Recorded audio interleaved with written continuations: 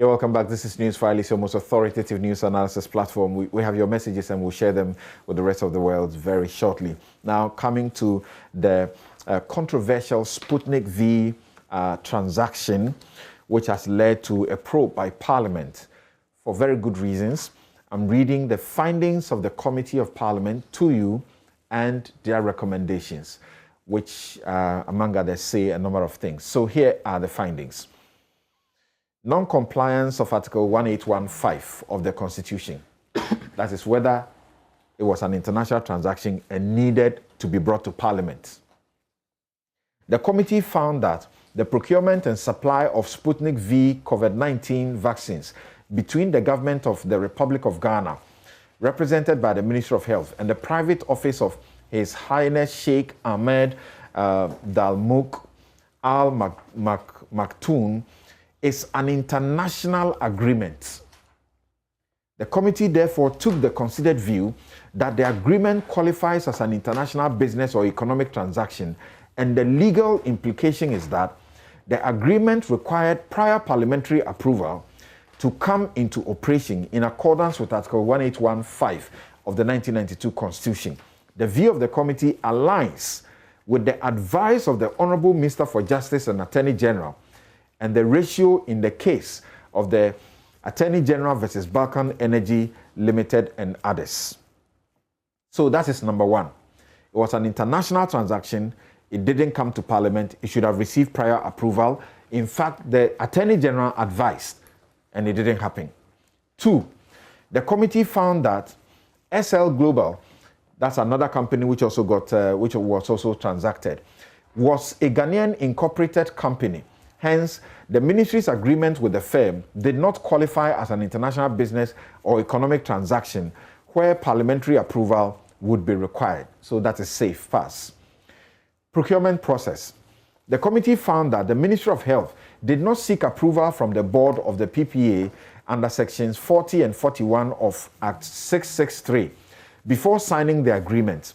The ministry, however, applied for ratification under section 19(3)(c) of the Act, which has still not been granted. The committee also found that PPA has not concluded its investigations into the matter. So for procurement, no approval, no ratification yet. Dealings with distributors. The committee found that the ministry dealt with the private office of His Highness Al Maktoum and SL Global. The two entities were appointed by the Gulf Health Investments Abu Dhabi, United Arab Emirates, to be both agents and distributors of the Sputnik V COVID-19 vaccines in Ghana, clearly using middlemen for the purchase and distribution of the vaccines. One of the terms of the reference of the committee was to establish whether middlemen were used instead of bilateral deals, government to government. Now, cost of the vaccines.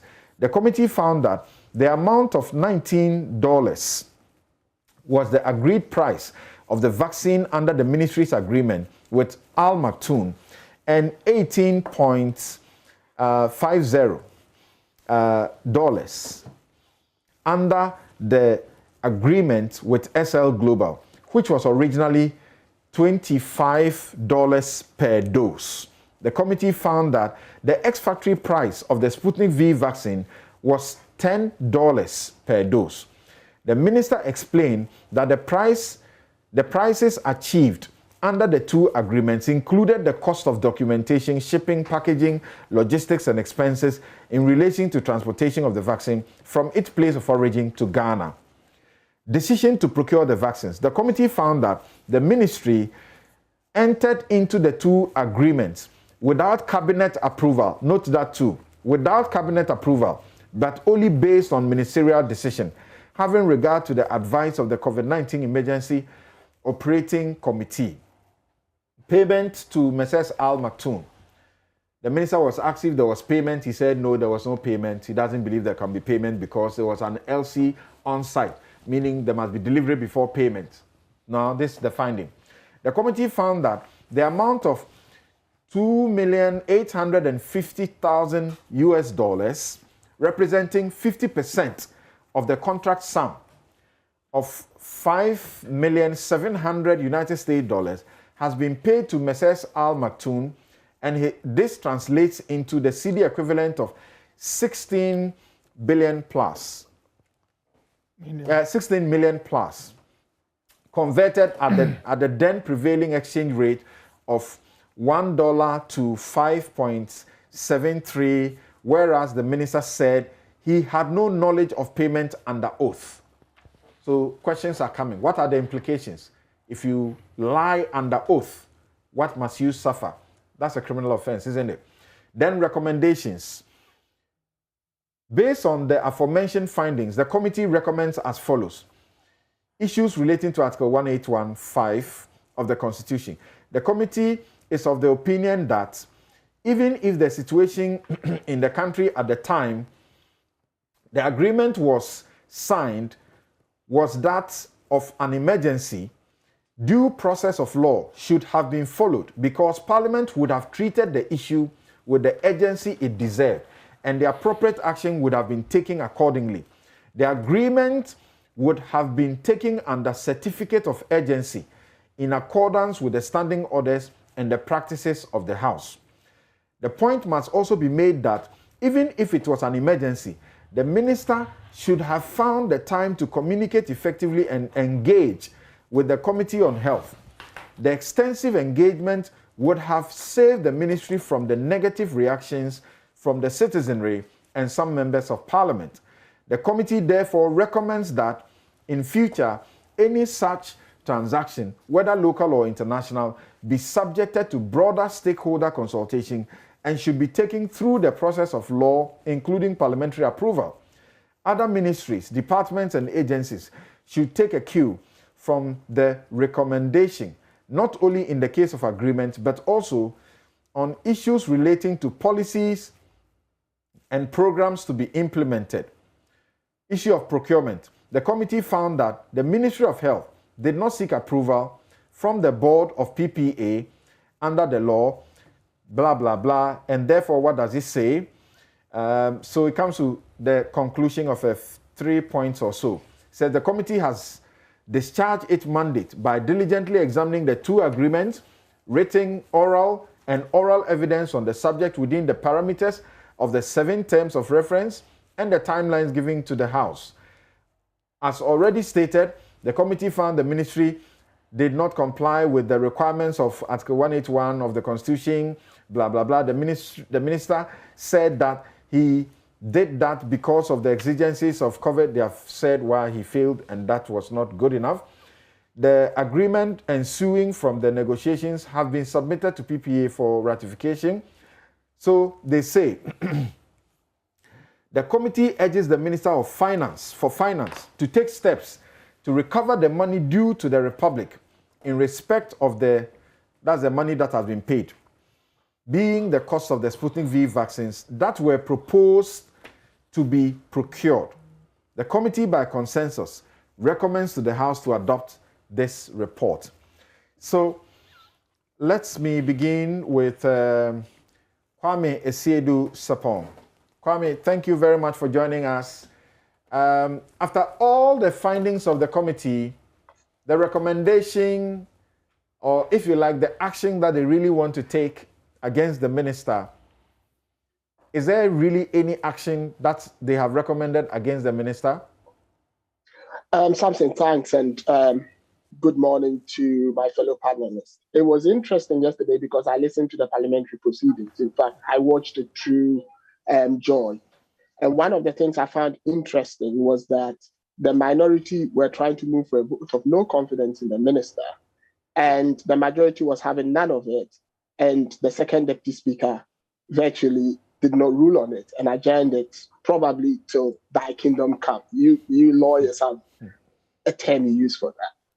The question I asked myself at that point is, what exactly are we aiming at as a people? Because this is a parliamentary committee. Parliamentarians hold in trust because we vote for them as our representatives.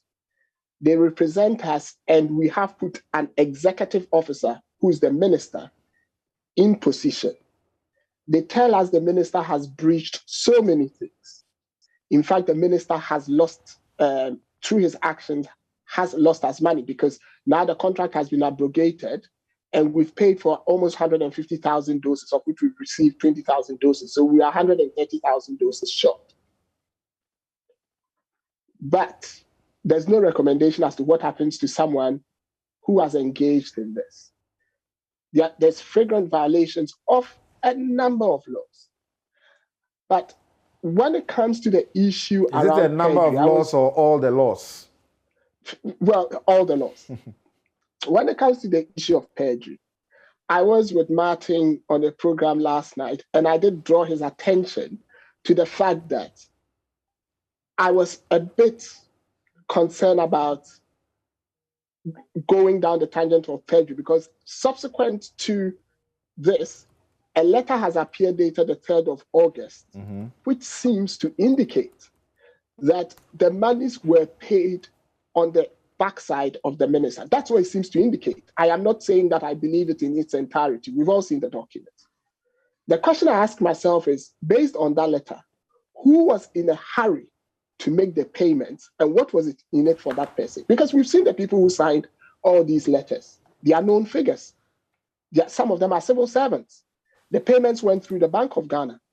So if it turns out that the minister, though he had broken all these laws, though he had entered into a transaction, let's say illegally, was not actually in sync with the payment, could we say that he committed perjury or he wasn't in control of his mandate? Because I would also struggle to see how such a payment could go on when the minister has told all of us that he was so concerned about Ghanaians and therefore we're not in normal times and he was acting primarily to save all of us, not knowing that the payment had been made when he so desperately needed the vaccines. So these are the gray areas for me and for the Parliament of Ghana to see all these documents, because you must remember that this letter dated the 3rd was actually written by the legal officer of the Ministry of Health to Parliament, trying to say that they had found information after the minister appeared.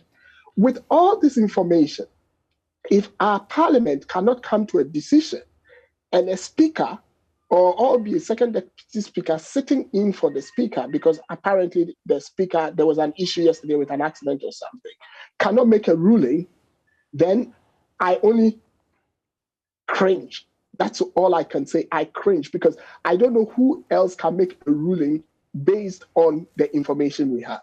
So that's my initial take on this. So when you read the recommendation that the Minister of Finance should take steps to recover the money, how do you understand he is going to recover that money? Well, take steps to recover the money in the sense that we made a payment for which we haven't received the goods for which we paid for, in this case, vaccines. And therefore, he would have to go back to Al Maktoum to try and recover that money from him. The question I ask myself is this going to be a straightforward process? Is that not also going to go through litigation? If it does, is that not going to cost us money? And I remember, Samson, when all this started on one of these programs, I did say that my understanding of the law, because I'm not a lawyer, is that in itself doesn't mean losing money. It also means doing an act that could potentially lose us money. And so I want to understand, now that the money has been paid and potentially we could lose the money, to you lawyers, has a crime been committed? And if so, who has committed the crime? So, hold on there. Kuku, what do you make of how Parliament has sort of finished up on this and the minority seeking that this is a man who doesn't deserve to be in that office? Either he was aware he lied or he was in fact not aware, but not being aware itself is such an indictment, and therefore he should get out of the place. Well, it's good to note that this whole investigation arose out of a private member's motion. That's right. Initiated by the minority leader. And also, if I look at the composition of the committee, it appears to be bipartisan. That's some good progress there. I like it. I like the optics. And then also, of course, the recommendations, though have not gone far enough, in my candid opinion, is good for starters. But for the current status of Parliament, this would not have been possible. Well, I need to be cautious, because perhaps if we did a check of parliamentary history relative to the Fourth Republic, we may find some similar things. Sometimes it is now the highlighting media and civil society, especially the social media angle. Things these days, become, sometimes they look new, when indeed it's not entirely new. But I'm cautious there. I need to do a check before I can make a conclusive position. But generally, I like it. And a disaster, unmitigated disaster. One has to be brutally frank. No cabinet approval, no public procurement board approval, no parliamentary approval. It's a mess. The public procurement one might be excusable because there is the law allows for ratification after you have done the thing. I know that. Right. I know that. But still, the report doesn't appear to even agree with that entirely in terms of the trajectory. Yeah. Yes. So it stresses that even as they finish the report, that ratification is still not in. It's unmitigated disaster. Look, it's so difficult. I like the minister. He's such a gentleman. But you see, we are not talking personalities here. And we are not seeking to personalize the issues. This became an issue of huge public interest. We discussed it here. In fact, we dropped the hints about the Attorney General's advice, which was ignored. Yes, we interrogated it here. And so, I'm being honest, what else can you say but to, if I were the minister, if he's minded to step aside, in fact, to resign, not step aside, I would endorse it. I would vote for him. If he were to do the honorable thing and just quit. Because there's nothing. Look, you cannot defend this. Martin, you are still with us, correct? Yes, I'm here. Right. Okay, so the public has heard you from the very first day. When we discussed this matter here with you, you were most uncharitable. And you have been heard after the report was released yesterday in the evening. In fact, this matter was not one of the issues we're going to discuss. It has replaced the Seglime issue. We're going to discuss Seglime, and then the report came in the evening, and we had to change and discuss this. Yes, so you say he should just go. Long overdue. He should have gone a long time ago. You see, the report it's even made matters worse for him. You see, Mr. Ajimamenu is now embarrassing us as a country. It's as if he's our best talent for that job. But we all know he's not. You see, that's why maybe it appears he doesn't understand public service. Look, there are 1,001 citizens who can perform that job. The president chose him, but he has taken us down a path that has embarrassed us so much. So he just has to go quietly. But you see that he's digging in his heels. And then you have some of our citizens holding press conferences to support him. It cannot be supported. Let's come to this. Samson, you see, the last time we raised this, we mentioned that, look, money must have been paid because even the agreement for the procurement of the vaccine, clause 4.2, itself says that we're to pay for the vaccine with a site LC. Samson, it says site LC. Right. From the little understanding, this site LC means when the goods have been delivered, sometimes even not delivered, it's possible for the person to be paid. That's the exporter, the person who supplied, depending on how the contract is worded. But bottom line is that whether the contractor or the exporter should be paid because the goods have left the country of export, or even in Ghana, once you say site LC, it has certain meanings, okay, that certain documents will be presented. So the argument I'm making is that even without this payment that has first come out, the contract that he signed means that payment was to be made soon after the latest, soon after the 20,000 vaccines were delivered.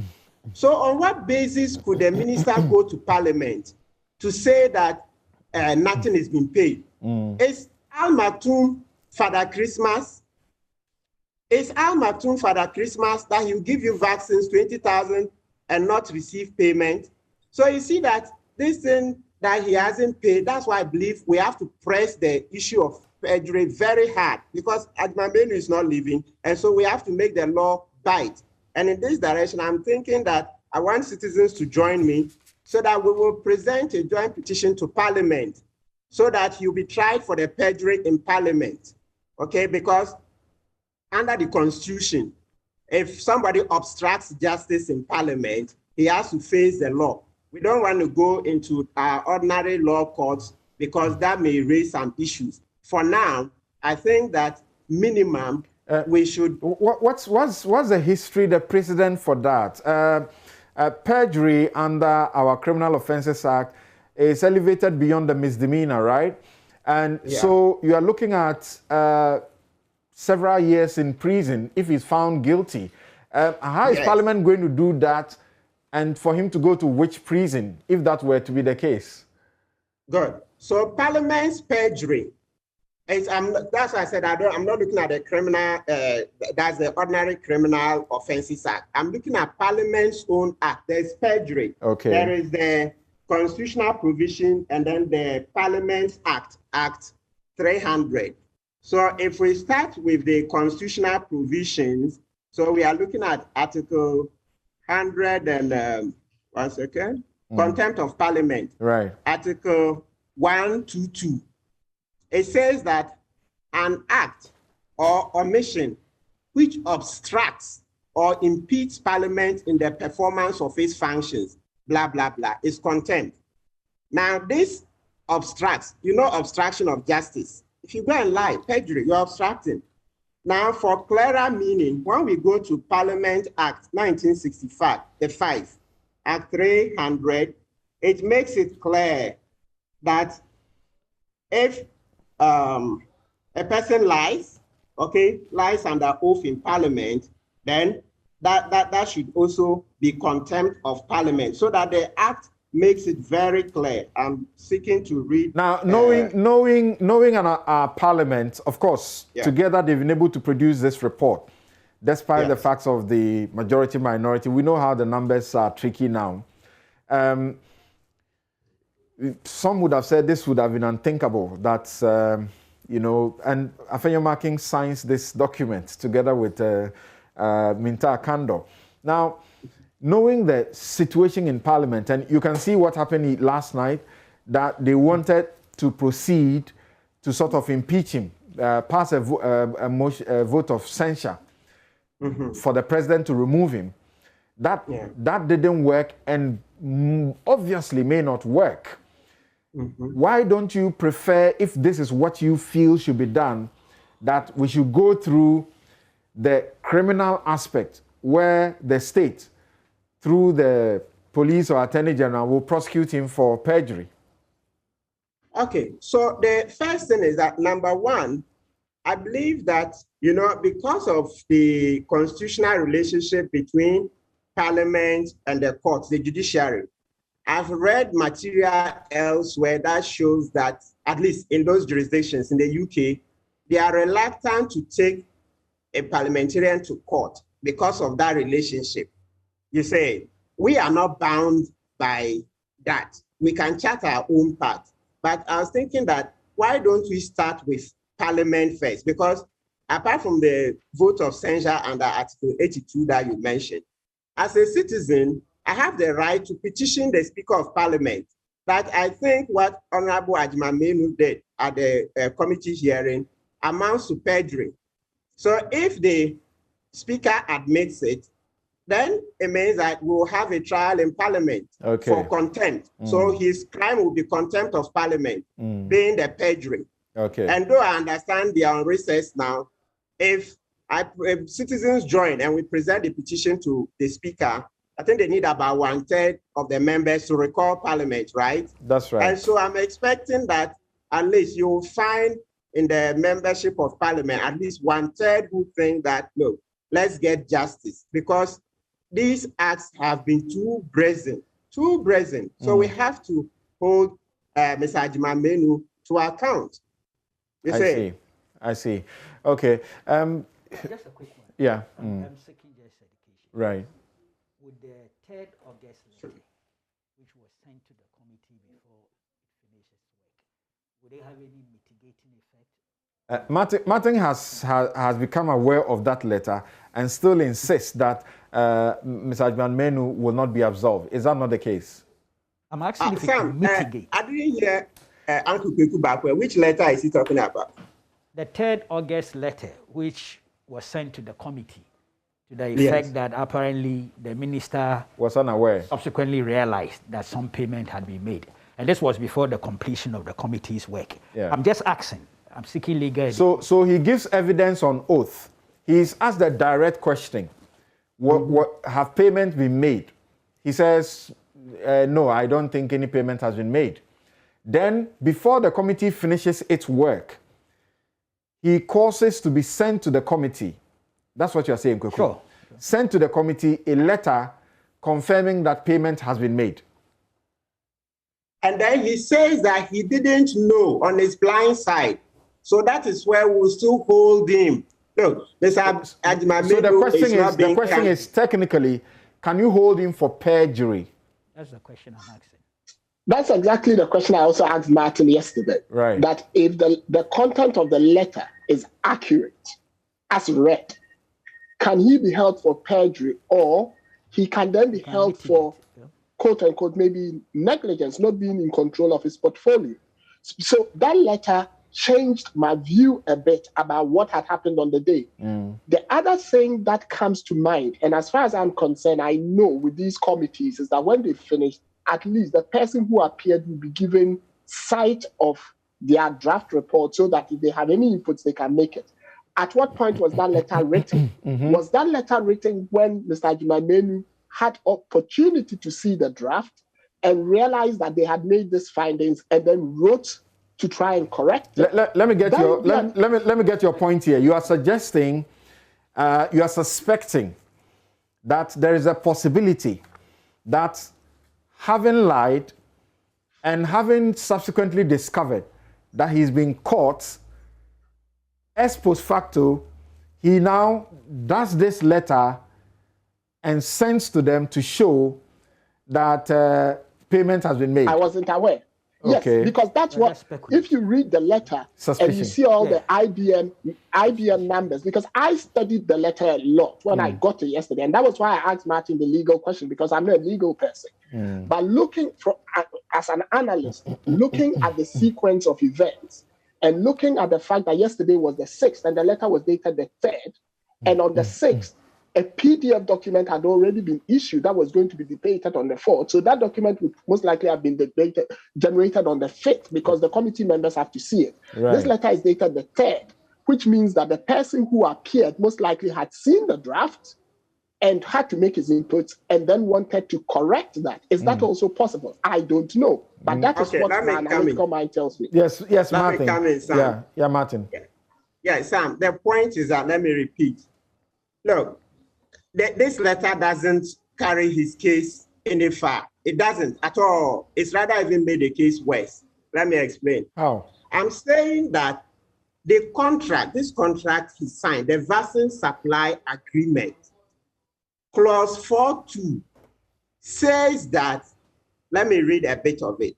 The buyer shall pay in advance through site LC to the seller 50% for each batch of supply order as per supply order specifications. Let's stop. The site LC, so what I'm saying is that he signed it. He's saying that site LC, so meaning that once he received the goods in Ghana, the vaccines were received at the airport. I get that. Some documentation. I don't want to get into the technical bits, how the site LC I get is that. done. So if we're using even his own agreement on the face of it meant that as soon as he received the vaccines, he should pay. Right. So how can you sign an agreement that shows that if you receive the vaccine, you should pay? Right. You tell us that you don't know. And you know how many months on that he doesn't even care whether the supplier has been paid or not. Right. It's a cock and bull story. Okay.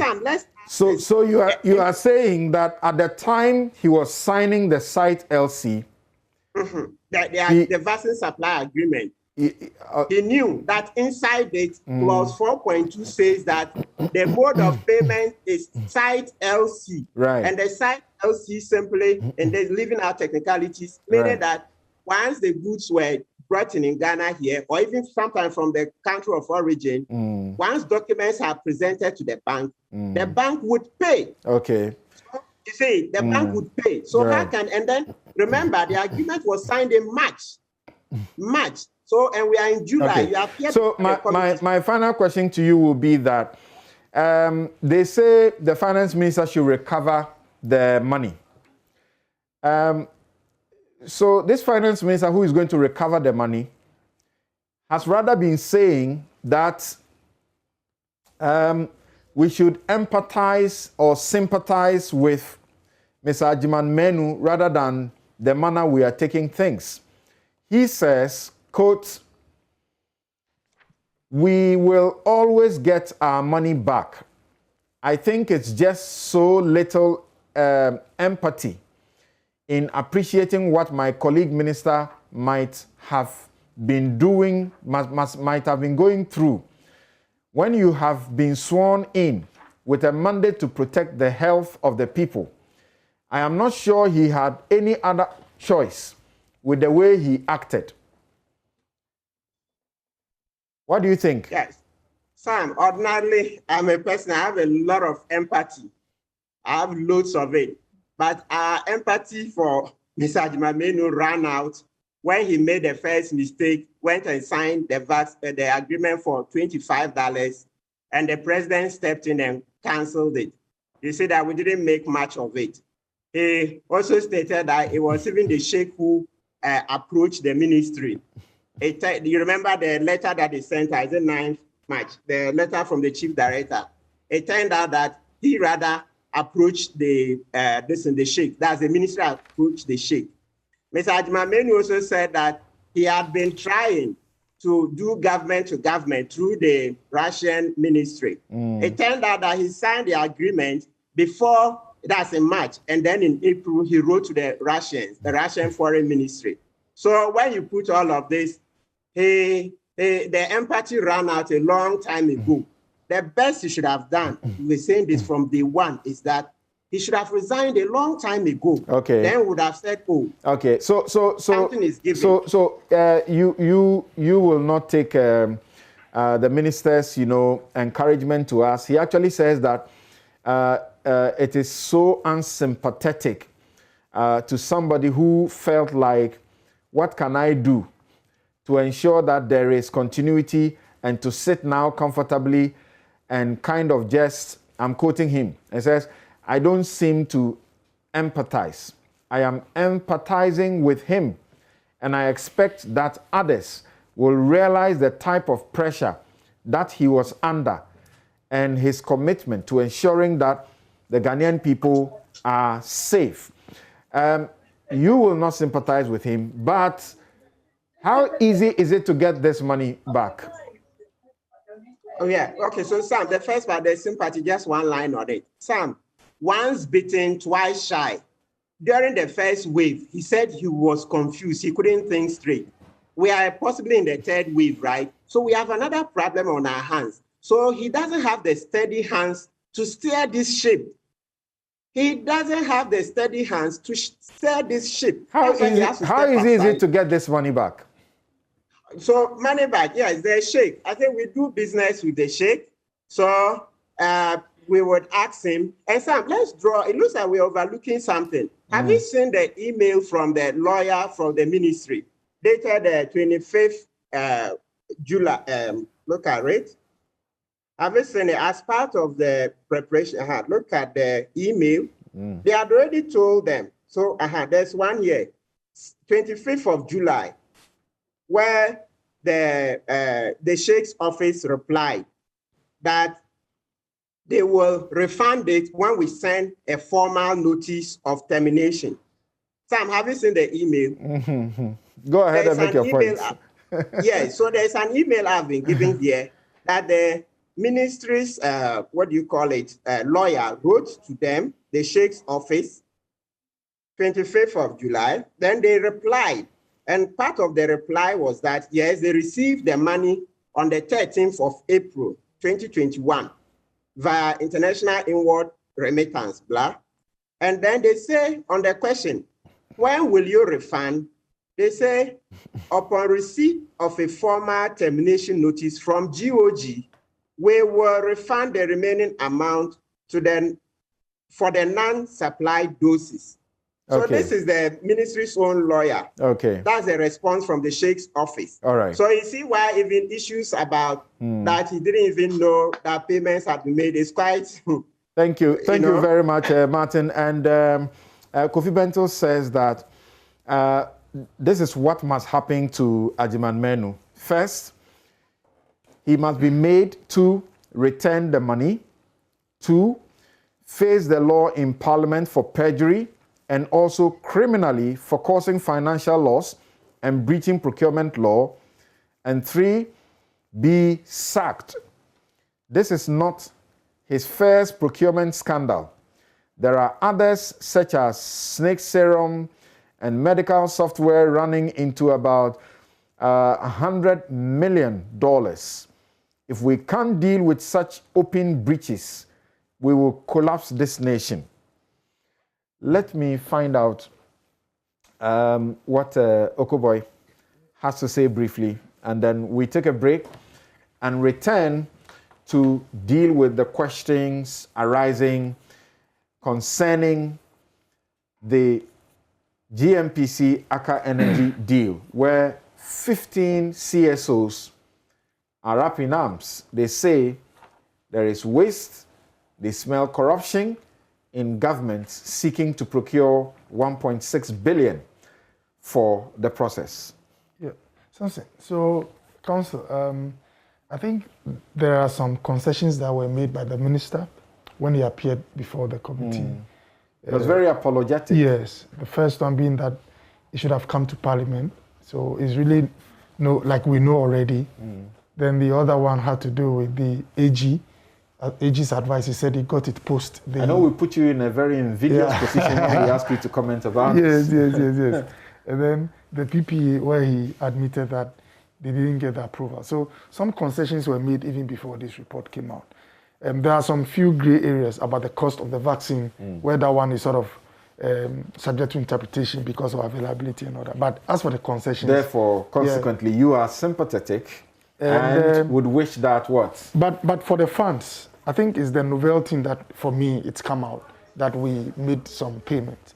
I think we got, of course, get those funds back. And then, whether I would like it or not, the virus is still here. So I'm very interested in how we get more vaccines in country. And let's see how we can. He himself has admitted that, given the opportunity, he would behave differently from what happened the last time. Does he deserve the opportunity? Well, I think for now, I think that one is in the call of the president, the prerogative. And then that's how I would put it. People are already expressing a lot of disappointment. And this is where we'll draw the curtain on this subject matter. Samuel Okujeto Ablakwa says that, the Northern MP says that no end in sight to the damning corruption reports of the Akufo-Addo government. That the health minister remains at post confirms that he didn't act alone and that he enjoys the active support of the president. Akufo-Addo promised to fight corruption, but corruption has fought and defeated him with cheeky ease.